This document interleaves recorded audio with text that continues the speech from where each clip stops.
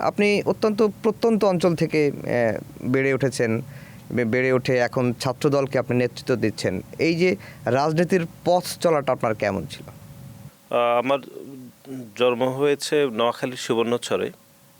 আমি মাধ্যমিক পর্যন্ত ওইখানে পড়াশোনা করেছি, নোয়াখালী সুবর্ণচরে। উচ্চ মাধ্যমিক নোয়াখালী সরকারি কলেজে আমি পড়াশোনা করেছি। তারপরে অনেক কষ্টের মাধ্যমে আমি ঢাকা বিশ্ববিদ্যালয়ে ভর্তি হয়েছি। তখন আমাদের সময়ে 2বার ভর্তি পরীক্ষা দেওয়া যেত। প্রথম বছর আমি ভর্তি হতে পারিনি, দ্বিতীয় বছর আসলে ভর্তি হতে পেরেছি। তারপরে মানে বিশ্ববিদ্যালয়ে ভর্তির আগে আমি সেভাবে কখনো ছাত্র রাজনীতি বা ছাত্রদলের রাজনীতির সাথে সম্পৃক্ত হয়নি। মানে এটি মোটা দাগে বললে একদমই বিশ্ববিদ্যালয়ে ভর্তির পর থেকেই আমি বাংলাদেশ জাতীয়তাবাদী ছাত্রদলের রাজনীতি করি।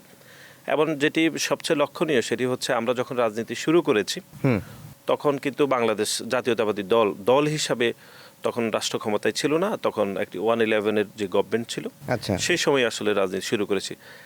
এবং সেই সময় থেকে 2024 সালের 1 মার্চের আগ পর্যন্ত আমি 4টি পদ আমি পেয়েছি, মানে 3টি আর এটি 4টি।